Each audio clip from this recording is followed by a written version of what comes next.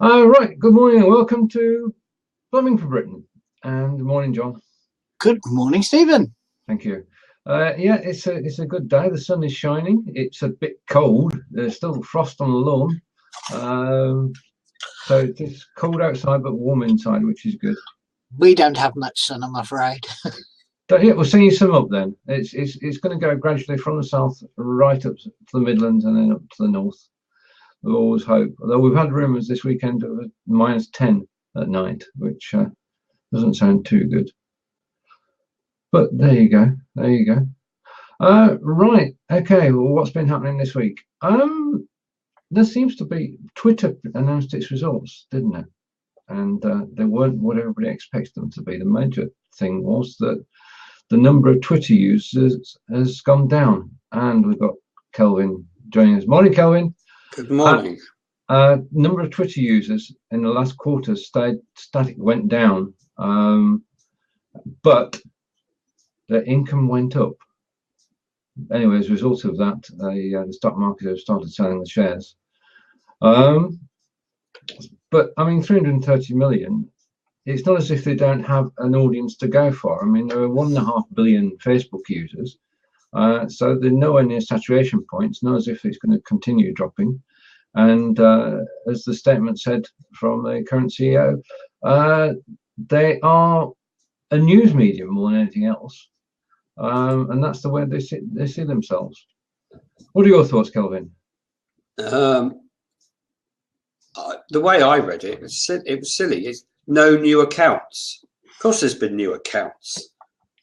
There's people on Blab are joining daily to use it. So, of course, there are new accounts. Yeah. The headline was, nobody joins Twitter, or virtually it said that. Well, of course they're joining Twitter. What a load of twaddle. Excuse me, but it just infuriated me the way they headlined it.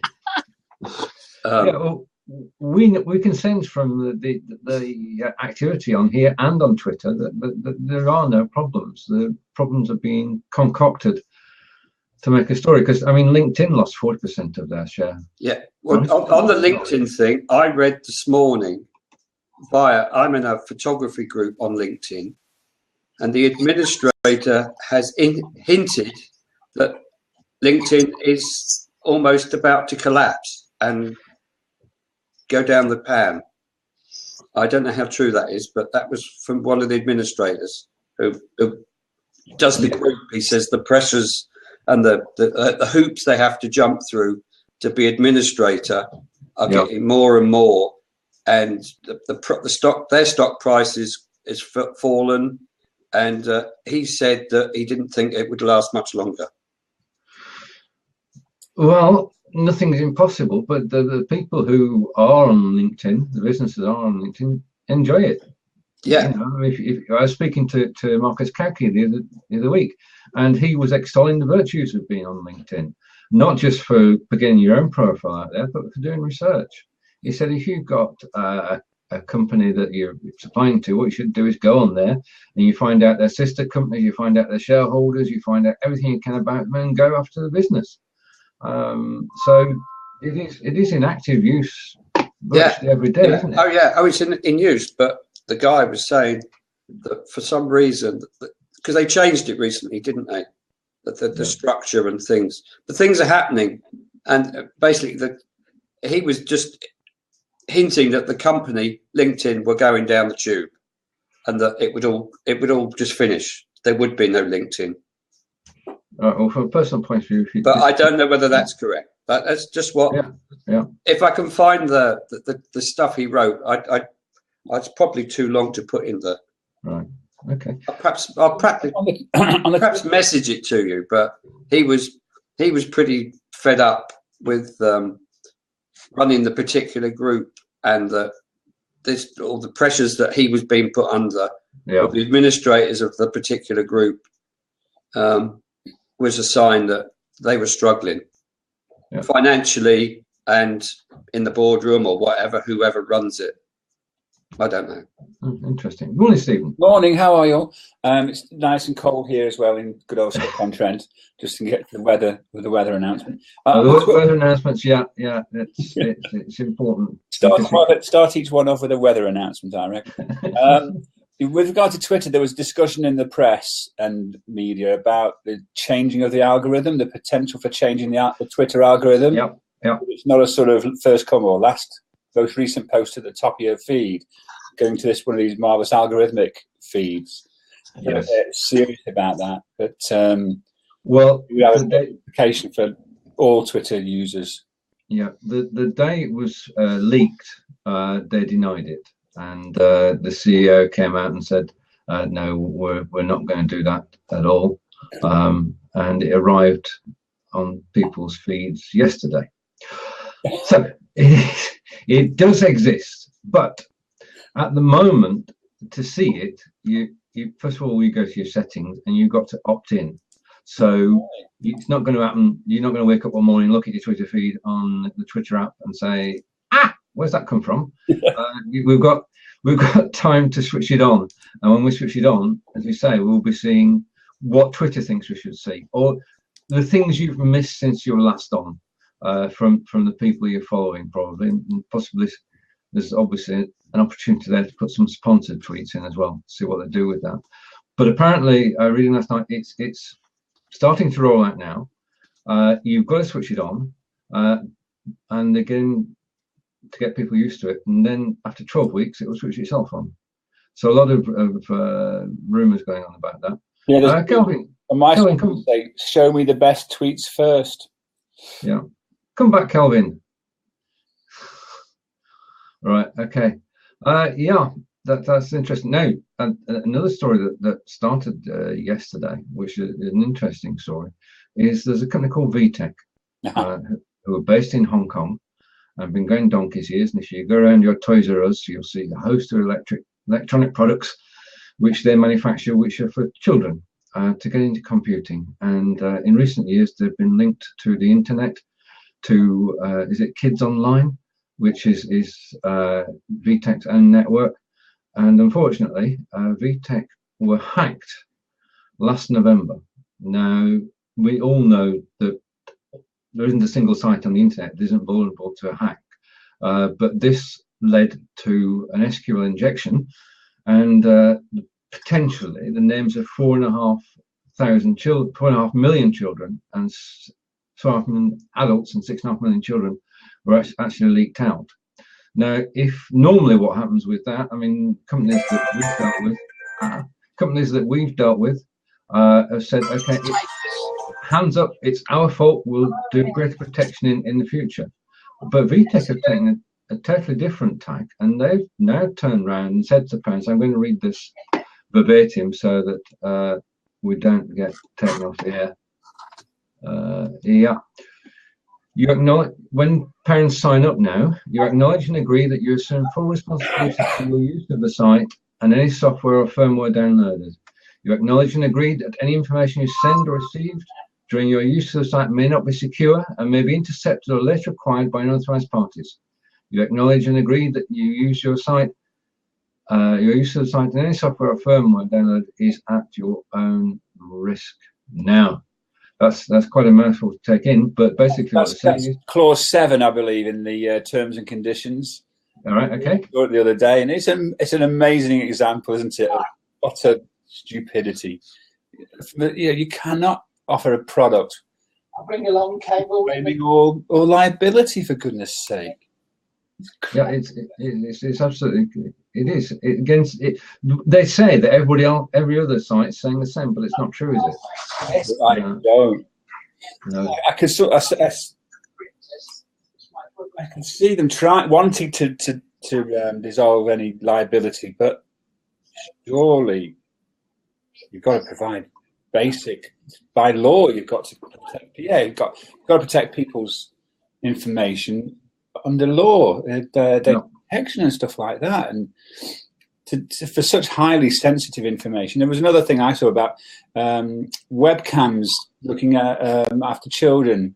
Parents can look at what's going on And those links aren't necessarily, it's an Internet of Things issue. Those links aren't particularly secure by the looks of things. That's what I've seen in reports. Yeah. But can you see a backlash there, a sort of a customer or consumer backlash against this? Well, I mean, BBC have published it and parents urged to boycott VTech. I don't know. And the thing is, I'll be totally honest to you. Most parents wouldn't read that, wouldn't know about it, and probably would just carry on buying. I mean, if the products do what they're supposed to, then the statement is right, but it's bad form, really. It's not cricket, is it? No, it's not British, that's for sure. Yeah. So we'll have to see how that one goes. I mean, it's one of these slow burning stories because it was an Australian tech security consultant who broke the story back in December, and it's taken until now to reach the national press. Sorry about that, guys. Okay, John, welcome back. It could well be that over the coming months, it doesn't matter at the moment, does it? Because most of the toys are sold at Christmas. They've got 10 months to sort themselves out, and to actually restate their policy as being the one that most companies on the internet use, not to put the blame on the user and the responsibility on the user, but to actually accept it, that they're the provider. I mean, there are, I think, some parallels with the Apple Error 53. The joyful 53. This is the one where if you have your Apple 6 and above, I think it is, repaired, and the repair includes the fingerprint sensor, then that means that next time you upgrade to the latest version of iOS, the device is bricked. Because and Apple is saying it's a security feature, actually. Oh, if you go to a non-Apple repair outfit, then it gets bricked. And I've actually been speaking to a guy called Ty Tyson, who Stephen Healy knows well. Ty's a bit of an Apple wizard, and also we've got another guy in our Prospect networking group, and they've explained that the chip, the A7 chip, holds the key code of the actual reader itself, and what happens is that when you upgrade, it realizes that the two no longer match. Right. Apple are getting the real criticism for is the fact they didn't tell anyone before the upgrade, and at the time of sale, that if you got it upgraded by a potential, the third party couldn't upgrade the holding or reburn the chip in the reader. Apple have since agreed that anyone who takes it in now will actually be repaired free of charge. Oh, yeah, that's breaking news. Yeah, that's good to know. Right, but I think it's more the fact they didn't tell anybody that Apple should get the criticism for, not the fact that it happens, but the fact they didn't tell people the potential about it. But there's a really interesting article from a Guardian reporter, or a war reporter, about how the hell, when he's in Croatia or Africa or however, where there are no Apple centres, how is he supposed to get it repaired? Their answer is take two. And express sending one home and get your carrier to express it to but it says, but the carrier's not in that I'm with is not in where I am. I'm using a third party to manage my calls. Yeah. It's quite good. Yeah, I mean, the other thing is it's often easier to get somebody local to fix it than to post it off to Apple, wait a couple of days, get it posted back. You have to have third-party repairers, don't you? Yeah. To be fair, though, in terms of performance, my daughter dropped her Apple 5S, is it? I don't know. I haven't got an Apple. And she took it in, and they fixed it within the hour. They told her just to go shopping and to come back, and it was fixed when she got back. So. Okay. Well, that's okay. Going back to the VTech thing, you've got I mean, I saw a report that some bunch of lawyers in states that want to do a class action about the Apple thing. Surely there's somebody be doing a similar thing about the VTech thing in the states of a class action nature. Because you're vulnerable for that from that perspective. Indeed. Yeah, there's some strange things going on at the moment. Strange things. Right, okay, what else is going on as we're in the UK? Okay, Chris Evans confirms the Magnificent Seven for Top Gear. And we've not heard of, well, no, hang on, let's just see who's actually in Chris Evans' team. Stig, and they've not said who Stig is. And I'm going to read them out. Rory Reid, Sabine Schmitz, Matt LeBlanc, Chris Evans, Chris Harris, Eddie Jordan. Now, I don't think that's a bad lineup, actually. Certainly with Eddie Jordan in there. Well, Sabine certainly knows what she's doing. Anyone who can make Chris feel sick has got to be a good person.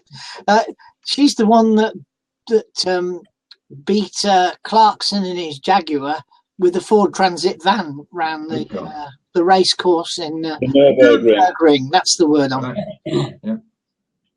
And of course they're going for the American market as well with Matt LeBlanc. Yeah, he's also the fastest star in a reasonably priced car, so he's got a bit of a link anyway. Yeah. He's an idiot though. Why do you say that, John? Well, he just is. You know. He played an idiot for sure, but Well, perhaps some of it rubbed off. Some of the things he said just make him look, but they're typical American statements, aren't they? That you just wouldn't make in the UK. You know, I'm looking forward to this. I've got to do that. You know, none of which will happen because he'll be tightly controlled by the producer. You know. one would imagine. I mean, I've sort of thought about it quite a lot because I'm a Top Gear fan, and at one stage I was really anti Clarkson, but then again he's sort of come back into my affection, so to speak. And I suppose the best way to look at it is that we get two motoring programs now.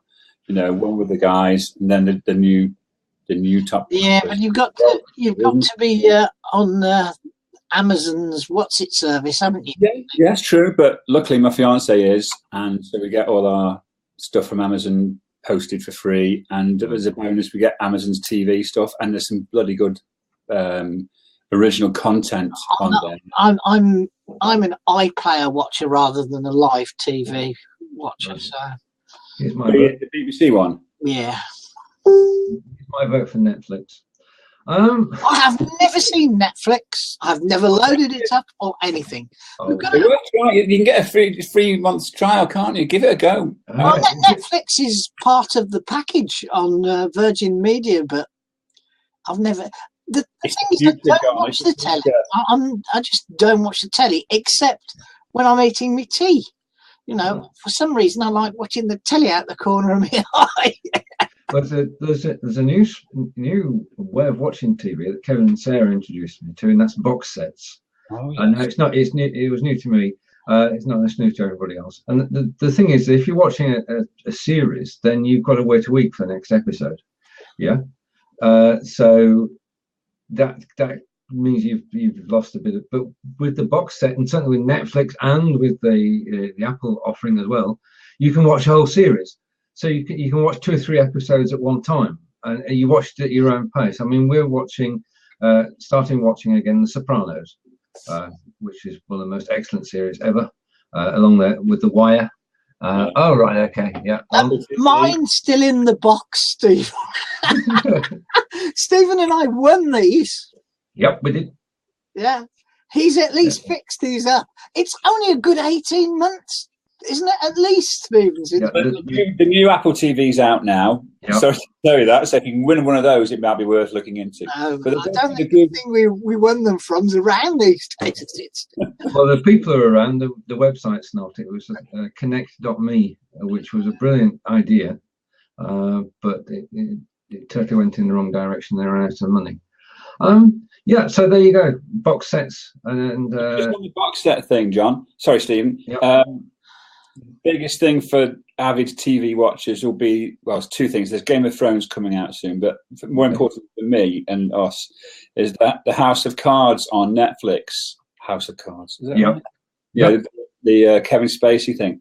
Yeah. And you're right, people there's a thing called gorging now. Yeah. It comes out on in the middle of March or something like that. And that's a weekend you have to book out to watch all 23 episodes back to back. It's great fun, and it's a great program. But there's also, in terms of the tech that we were talking about, there's the Google Chromecast. You guys have seen that. Essentially, it's just a way of throwing content, TV programs or whatever's in the Google Chrome browser onto your TV wirelessly via your home Wi-Fi, and really getting quite used to it as a method of watching content, I suppose, wherever it is. And it's also an opportunity to stick it in the office as a way of getting a TV turned into a screen quite easily without wires. Yes. Yeah, I fitted one of those so a guy can watch his home videos off his laptop on his big TV. Yeah, that's it. That's what we're starting to do. Yeah. But House of Cards, that's the one you need to watch out for, guys. Okay. Never seen it. Or you wouldn't do if you always want to be up on your team. It's based on an old British series, isn't it? Oh yeah, absolutely. Yes. Which was a classic. Absolutely. It told the story as it really is. It wasn't Yes Ministry. It was the truth, or as close to the truth as we're going to get. Yeah. So just to say one thing, Stephen, that's a good way to link into the nuclear debate we've not had yet. But do you remember that there's all sorts of discussion at the moment about Corbyn and sort of putting putting Trident subs out to sea without nuclear devices? Well, yes. I always remember the Yes Prime Minister's sequence where Hacker was talking to Humphrey about. In fact, no, Hacker was being advised by a guy about when he would press the nuclear button, and it is the most fabulous piece of TV. And for nuclear strategists out there, it's a damn good way of working out why you never would use the things. But anyway, yeah. Right. I don't like the new tweet mechanism where you type your own message in on Blab. Oh, do you? Hang on, let's just press it. And then you have to add your own link. You add the link after as well. Oh. So if I click on tweet, well, it doesn't change completely. Oh, I'm gonna X that. Oh, hang on. I was just going to type in hello from Blab. What's that all about? It came on yesterday. Research live on air. Got some experience. I first noticed it during yesterday's very successful interview that you ran, Stephen. All right, okay, yeah. Come on, that's a minute. I'm giving him your own text in, not biting. Right, hello from Blabbing for Britain, and when it says add link, it is actually adding the link to this. But the thing is, if you're hosting a show, it's rude, isn't it? I mean, I've just been rude to everybody who's watching because instead of concentrating and actually talking, I've been typing a tweet. Even more reason why you need a co-host.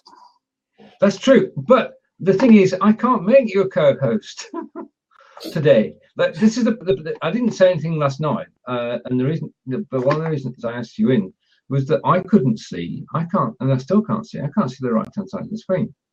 Well, I can't see anybody who's joined. I can't see anybody who's tweeted. I can't see anybody who's put a message in.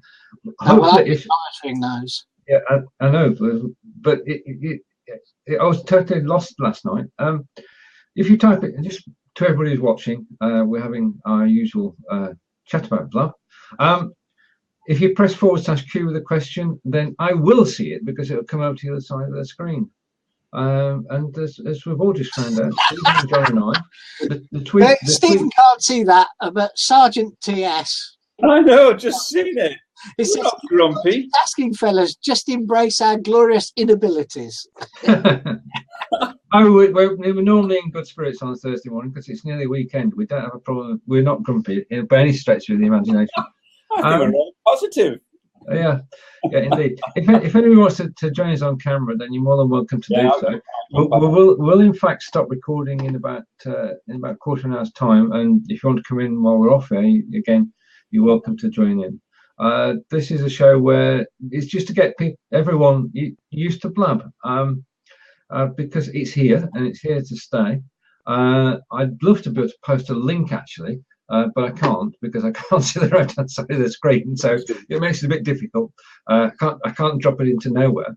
But I found, and I will put it somewhere later, I found an interview which was done with Fagan back in September. And it makes fascinating history. I mean, he's the CTO of Blab, and he was describing his vision. And it's amazing how much has come true. And it's a piece of Blab history. I'd love to have posted that today, but I can't because I can't see the right side of the screen.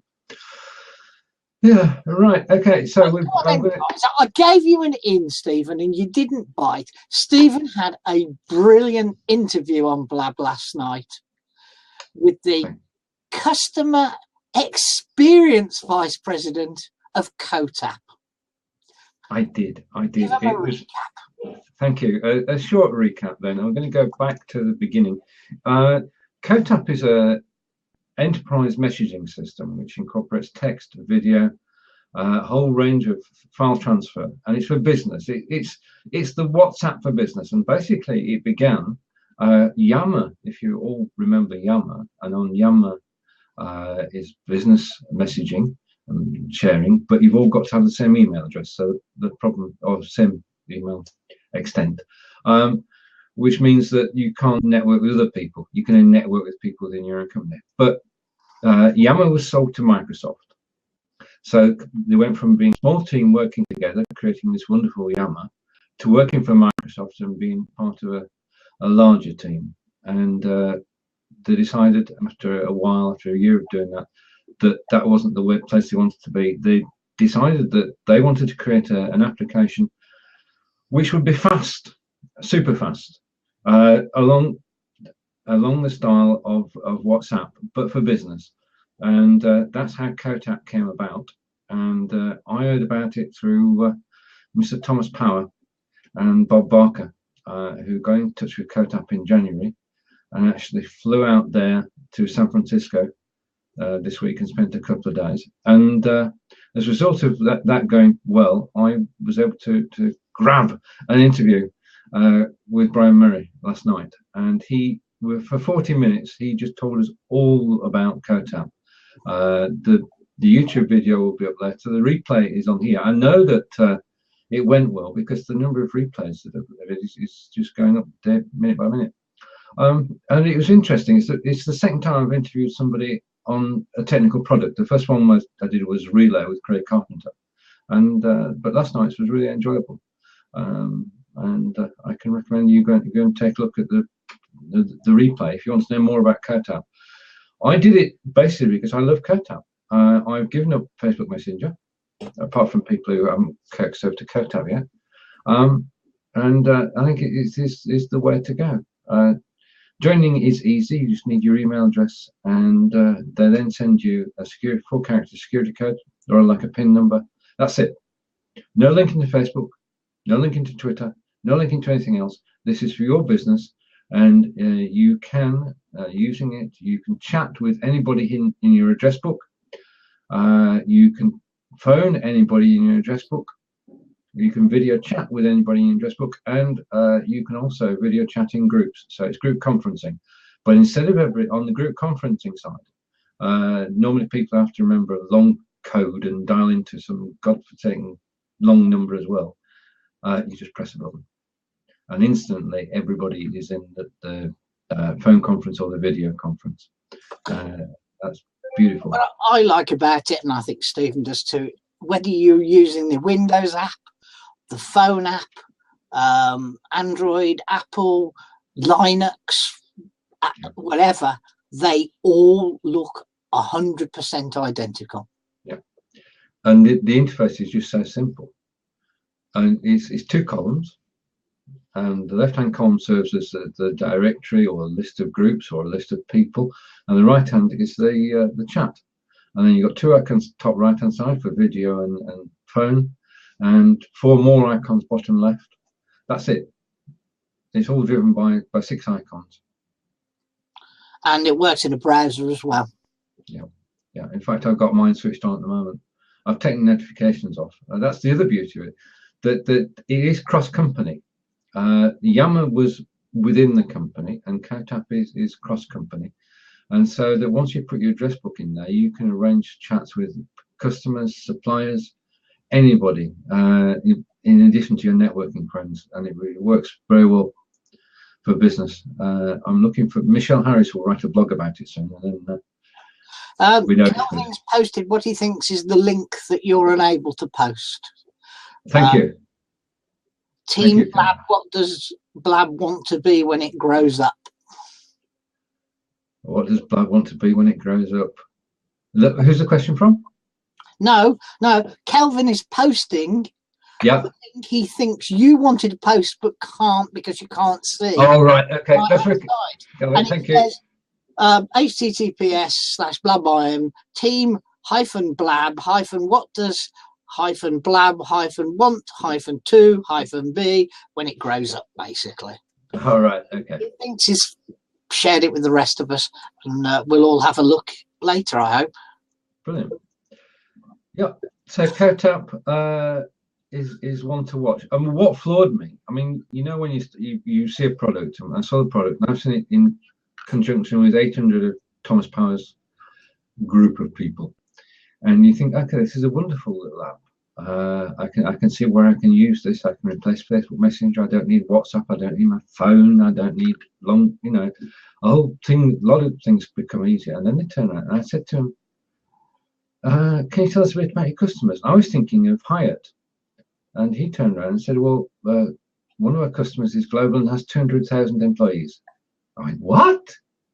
Yeah. So it is enterprise software, and because they built it for to work for global companies with 200,000 employees, it means that us either working as sole traders or small companies, it's a whole lot of kit for a reasonable price. The other example he gave, which I thought was quite good, was they've used it to group together various different agencies and individuals on some US floods. Yeah. So people could talk directly to each other without worry about who they, you know, whether they're on Facebook, how did we change from here to here. Everybody, whether they were a guy with his dog looking for something to the fire department, police department, came on a common band, which I thought was a brilliant idea. Yeah, indeed. Can I bring some sad news to the table? Yeah, okay. Phil Gartside, chairman of Bolton, died this morning at 63 years of age. It's no age. FC, that is. That's no age.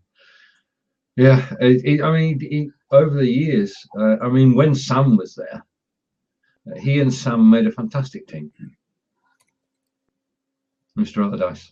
Yeah, well, nearly 8 years, wasn't it, that Big Sam was there? Yeah. From the 90s to about 2007 or something like that. That was the golden era for the club itself, because that was when Bolton were batting way above their level. And yeah, so sad day. That's so many of them this year already, haven't they? They have. I mean, that's the one thing about Facebook. You know who's left us, and it has been. We realise how lucky we've been to have those people in our lives, and providing entertainment. Because without the arts, where would we be? Which brings me neatly on just a final advert for today. At 5 o'clock tomorrow night, I've got an interview with Carlos Romero, who runs Ico House, and he's talking about. He's going to talk tomorrow about an art project, an avant-garde art project using people. Different. Yes. I don't know. And normally before I do a show, I do some research. It's very difficult in this case. I just wish that Blab had brought in the screen sharing or the slide share.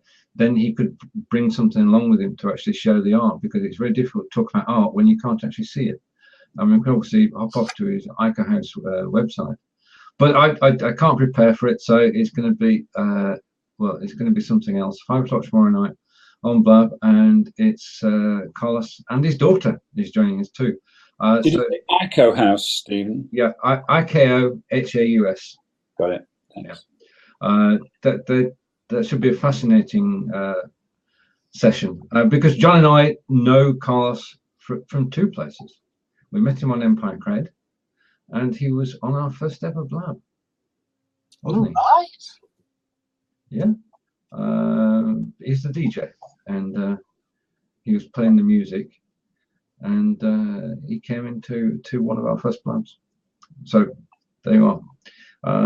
So I am looking forward to it, but not with trepidation. I just don't know what's going to happen.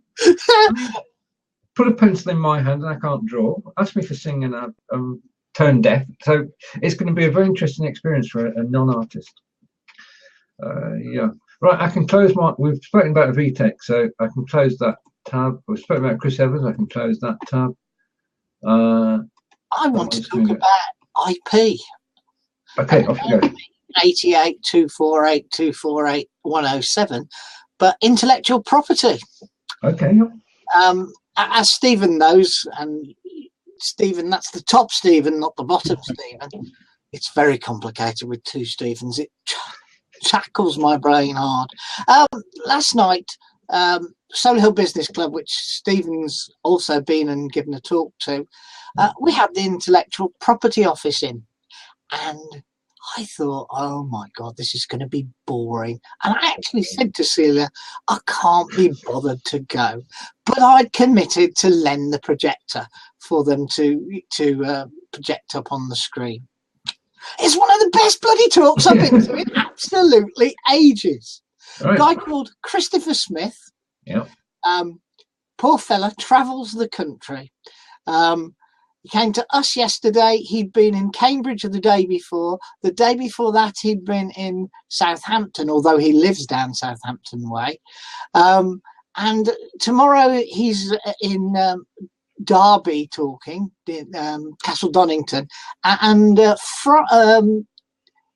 tomorrow, yes, today, sorry, he's in Castle Donington. And tomorrow he's in Durham. Wow. Poor fella, he's got to drive all the way home from Durham to South Hampshire. Yeah. But it was a bloody brilliant talk, and I learned a great deal about what rights I've got with the websites I've developed that I didn't really appreciate I had, and a whole load of things. But the best bit was the humour. He put some brilliant humour up. And talked about various things that have been in the headlines recently.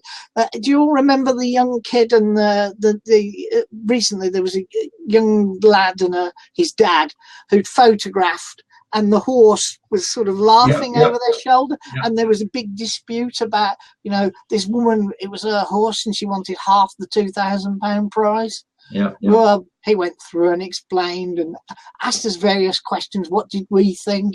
And did she have any rights? And basically, she had no rights whatsoever. And it appears that the people, Thompsons, who ran the competition, actually even consulted the intellectual property office before doing it. But it was really brilliant.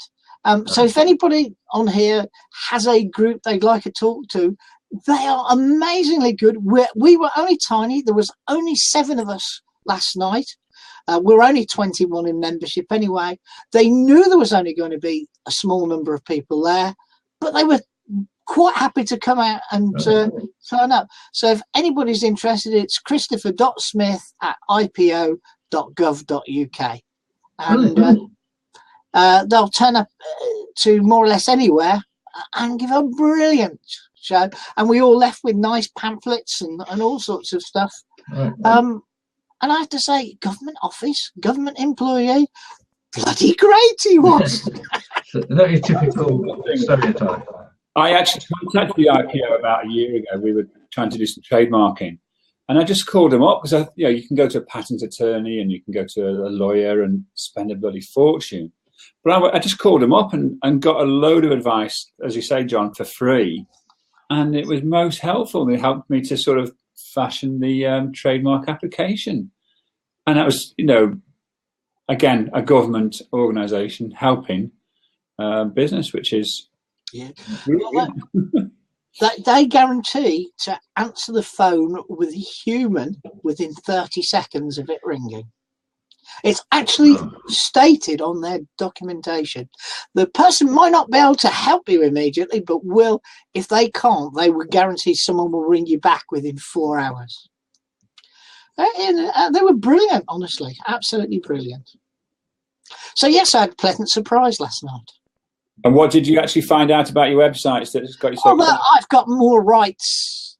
Well, basically, if I lay out a design, I own the design, not the client, even unless the client buys it from me or as part of the deal, I include it in the price.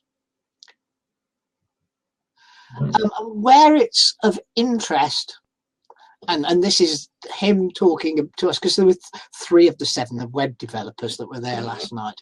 So where he was talking and the other guys and myself were asking him questions was, if someone says to you, I'm not happy with your hosting, I want to take it elsewhere, you can actually say to them, fine, take it elsewhere, but you cannot alter it.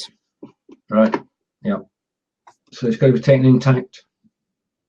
And kept intact. Right. Which is quite interesting. I mean, I've got someone who basically, she's driven me mad because she's a lunatic, and I have said to her, take your business elsewhere, was what I said to her, because she's driven me mad. And she's not actually done anything yet. But it'd be interesting to see where I stand when that comes up. So, I want rid of her, I guess. So perhaps I don't care if it gets altered again. I don't know if you've had a client that drives you mad, but there is definitely a time when you have to say, no, stop. You can't be in business and not have a client who you'd rather not have. Sometimes you've got to keep them because you've got to keep them and keep yourself going. But to have that, you've got to say at some time, it's enough. It's enough. It's not helping either of us. Yeah. Right. Anyway. Okay. Well, that was brilliant. Now, Pete, and post the link, because I can't. If you post a link, John, I can't see it. No, you have done. It's even if you. Right. Okay. I haven't. No. So right, I put Chris's email address. Right. Okay. Well, whilst you're doing that, if anybody has any questions, then you can just type in /Q followed by a text in the bottom right hand corner of the screen, and it'll bring a question across. The question can be on anything you like. It doesn't have to be Blab related. It can be on anything. If we don't know the answer, John, Stephen and I, then we'll find someone who does for next week's show. This show takes place 10 o'clock every Thursday, and the idea is for everyone to get a chance to come on video and try Blab out for themselves. We're always proud of saying, and I'm proud of saying, that Blab evolved out of Bebo and is British backed, and whilst the technology might be American, the British backing means a lot. We have a question, Stephen. Oh, good, go. Good old Kev. Yeah. Always asks the awkward ones. If LinkedIn goes pop, where do you think those on there will go? Stephen, can you see a replacement for LinkedIn? Well, ready? You've already got CodeTap you've mentioned earlier on, haven't you? If it's about keeping in touch with people. And I guess that community software providers and a community would pop up. I think there's a guy called Richard Millington at Feverbee who's a cracking exponent of the community concept. Right. And I would imagine that little individual maybe national LinkedIn replacements would come along, but I don't. Is it a serious proposition, Kevin, that you actually think it could go pop?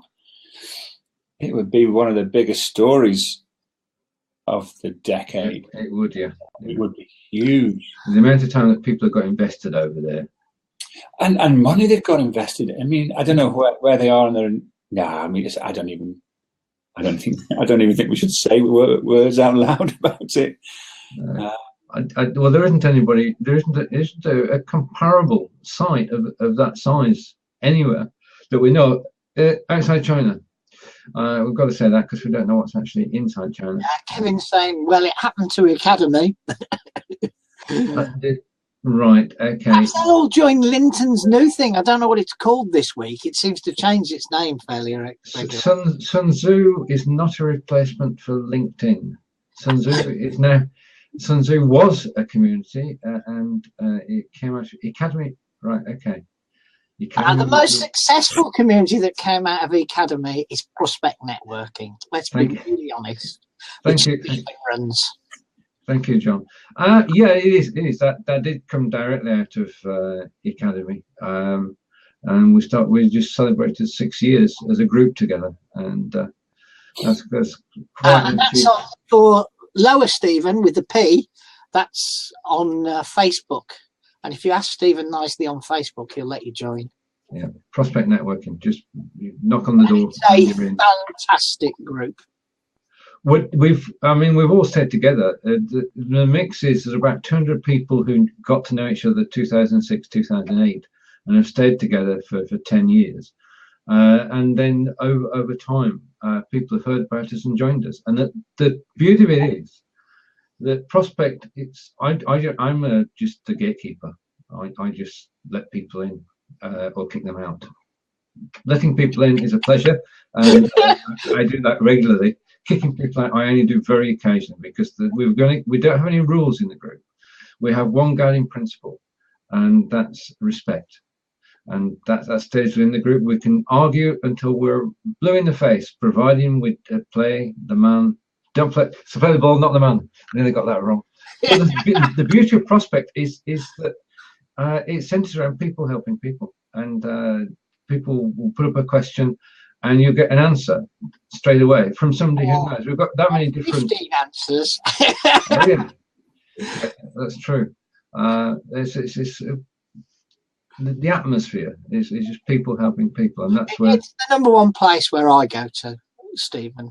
That's Lower Stephen. Yeah, it's prospect networking via Stephen on Facebook. That's correct. Yeah. Just send Stephen a message on Facebook, and he'll let you in. I'm tempted to respond to Kevin about the no predictions then, and the question you asked, Kevin, is massive, and you could sort of change it to if Facebook went down, if Twitter went pop. It's such a big question. Yeah. It's basically what happened to Facebook for Business. Does anybody know? It's called Pages, isn't it? That's 2015. There's supposed to be a Facebook for Business, which was being trialled last year, which was the business version of Facebook. I've not heard much about it recently, so it must have gone the way. Let's make it if Facebook did go down, it's I can't. It's too much. I just don't. I can't see how. I just can't. I'm sorry, Kevin, but what do you think? What would your opinion be? Yes, Kevin, where do you think everybody will end up, Kev? Yeah, silence. Okay. Yeah, I don't see anything happening. Here we go. This year. Yes, he reckons F3 as well. No, so the only comparable site is Facebook in terms of functionality. Yeah. There's nobody else anywhere near ready. Obviously there are European sites. If you think about it on Facebook, it's not very often that we come across French or German or Chinese or websites which are outside the States and the UK, which we become members of. I mean, there must be. We know that there are German networking sites, and there are quite probably French networking sites too. Whether they're big enough to fill any void, I don't know. But there's certainly nothing in the UK. And Sun Tzu is not now a networking site. Just to finish this off, Sun Tzu now allows you to create landing pages, and you can create. Been there in donkeys. Yeah. To create a landing page is free, so of course I went and tried it out, and you can create a wonderful landing page. and you can have what you want on there. There's no problem on that. And the SEO is good. It shows up well in my Google results. But the downside is that this is the kicker, that having a landing page is useless unless you know who's visited, unless you know what the analytics are. And to get the analytics from Sun Tzu is $24.95 a month. Thank you. And for an improvement, you know, I mean, I'm on about me. I'm happy there. Thank you. Right. Okay. What I'm going to do now is, John, shall we thank everybody? No, yes. We're not disappearing. Yeah. Thank you for everybody that's come today. It's been great to see you all again and to meet the new people. And it's bye-bye from me. Oh, yeah, but this is for the video, so it's bye-bye from me. We're staying. I'm going to switch the video off now.